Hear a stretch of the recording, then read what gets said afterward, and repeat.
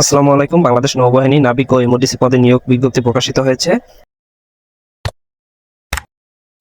যারা উক্ত পদে আবেদন করতে চান অবশ্যই পুরো ভিডিওটি দেখবেন। অষ্টম শ্রেণী পাশকৃত ছাত্রছাত্রী, এসএসসি, এসএসসি বিজ্ঞান বিভাগের ছাত্রছাত্রীরা আবেদন করতে পারবেন। আবেদন প্রক্রিয়া শুরু হয়েছে গত 11 সেপ্টেম্বর।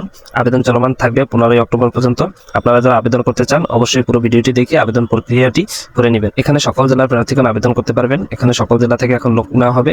আসেন এবার দেখে নিই কিভাবে আবেদন করতে হবে, কোন কোন জেলার কোন কোন জায়গায় মাঠ পড়বে তা পুরো ভিডিওটির মাধ্যমে দেখে নিই। উপযুক্ততা ও পদ সংখ্যা: ডিই ইউসি সিগমেন্ট কমিউনিকেশন ও টেকনিক্যাল 329টি। এখানে শিক্ষাগত যোগ্যতা রয়েছে ন্যূনতম এসএসসি বিজ্ঞান, মাদ্রাসা বিজ্ঞান, প্রফেশনাল, জিপিএ 3.50 ও তন্মধ্য। এসএসসি পরীক্ষায় উচ্চতর গণিতধারী প্রার্থী এবং ডাক ইয়ার্ড কোঅপারেটর সোসাইটি টেকনিক্যাল ইনস্টিটিউট হতে ন্যূনতম এই গ্রেড প্রাপ্ত প্রার্থীদের অগ্রাধিকার প্রদান করা হবে। মেডিকেল পদ সংখ্যা 13, ন্যূনতম জীববিজ্ঞান সহ এসএসসি বিজ্ঞান সমমান, জিপিএ 3.50 তন্মধ্যে। পোস্টালম্যানে 8 জন, রাইটারে 20 জন, স্টোরে 22 জন, মিউজে 10 জন, এমওডিসি নৌ 8 জন, ন্যূনতম এসএসসি সমমান, মাদ্রাসা ও ভোকেশনাল, জিপিএ 3.00 তন্মধ্য। সকল জেলার প্রার্থীগণ আবেদন করতে পারবেন। এরপর রয়েছে কুক 18 জন, স্টুয়ার্ড 9 জন, টোপাস 13 জন। এখানে ন্যূনতম এসএসসি পাস, মাদ্রাসা ভোকেশনাল, জিপিএ 2.50 তন্মধ্য এবং টোপাসের জন্য যার পদ সংখ্যা 13টি, ন্যূনতম অষ্টম শ্রেণী পাস হতে হবে। শারীরিক যোগ্যতা: সিগম্যানের জন্য রয়েছে 167.5 সেন্টিমিটার, উচ্চতা 5 ফুট 6 ইঞ্চি। পোস্টালম্যানের জন্য রয়েছে 172.5 সেন্টিমিটার, উচ্চতা 5/8 ফিট। অন্যান্য শাখা communication, technical, medical, writer, store, মিউজ, কুক, স্টারউস ও ট্রুপাস এর জন্য রয়েছে 162.5 সেন্টিমিটার, 5 ফুট 4 ইঞ্চি হতে হবে। এমওডিসি নৌয়ের জন্য রয়েছে 167.5 সেন্টিমিটার, অর্থাৎ 5 ফুট 6 ইঞ্চি হতে হবে। বুকের মাপ 76/81 সেন্টিমিটার, অর্থাৎ 30 থেকে 32, সম্প্রসারণে 5 সেন্টিমিটার, অর্থাৎ 2 ইঞ্চি। ওজন, বয়স ও উচ্চতা অনুযায়ী হতে হবে। দৃষ্টিশক্তি 6/6 থাকতে হবে। অন্যান্য শর্তাবলীর মধ্যে রয়েছে: 1 নম্বরে রয়েছে বাংলাদেশের পুরুষ নাগরিক, 2 নম্বরে রয়েছে সাঁতার জানা আবশ্যক, 3 নম্বরে রয়েছে অবিবাহিত হতে হবে, 4 নম্বরে রয়েছে বয়স 1 জানুয়ারি 2025, নাবিক 17 থেকে 20 বছর, এমওডিসির জন্য 17 থেকে 22 বছর বয়সী হতে হবে। বয়সের এভিডেন্স গ্রহণযোগ্য না। এছাড়া রয়েছে অযোগ্যতা যার যার মতো করে দেখে নেবেন। প্রয়োজনীয় সনদপত্র, বিস্তারিত বিবরণ, যেসব কাগজপত্র আপনাদের দরকার হবে তা অবশ্যই এখান থেকে জেনে নেবেন। তারপর আমি একটু সংক্ষেপে বলে যাচ্ছি।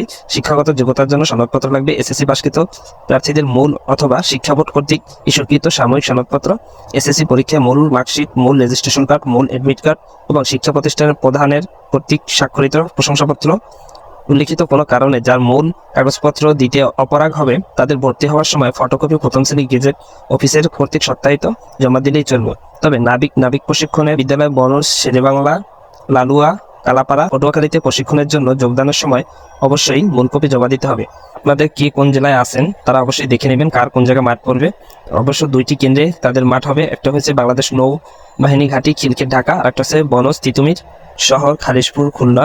এই 2টি কেন্দ্রে আপনাদের মাঠের কার্যক্রম সম্পাদন হবে। অবশ্যই কে কোন জেলায় আছেন তারিখ এবং জেলার নাম দেখে উক্ত কেন্দ্রে আপনারা যোগাযোগ করবেন।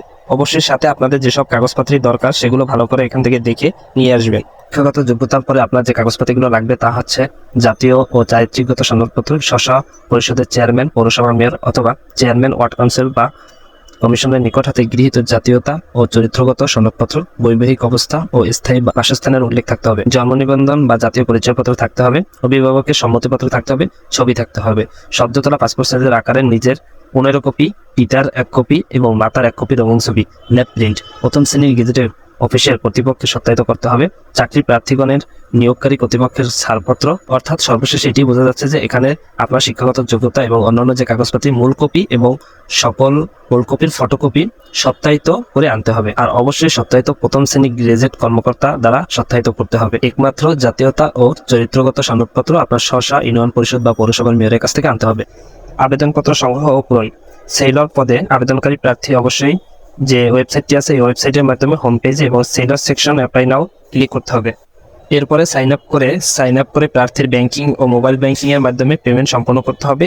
এ পর্যায়ে প্রার্থীগণ যে কোনো ব্যাংক কর্তৃপক্ষের প্রদত্ত ক্রেডিট বা debit card, visa, master card, American express, Nexus এবং মোবাইল ব্যাংকিং এর যেমন বিকাশ, নগদ, রকেট, ওকে ওয়ালেট ইত্যাদির মাধ্যমে চার্জ ব্যতীত 200 টাকা যা অফারের যোগ্য আবেদন ফি প্রদান করতে হবে। অনলাইনে আবেদনকারী পূরণকৃত আবেদনটি প্রিন্ট করে বিজ্ঞপ্তি মোতাবেক ফর্মে উল্লেখিত সকল সার্টিফিকেট ও কাগজপত্র সহ নিম্নবর্ণিত ছকের মোতাবেক নিজ জেলায় ভর্তি কেন্দ্রে নির্ধারিত তারিখে উপস্থিত হতে হবে।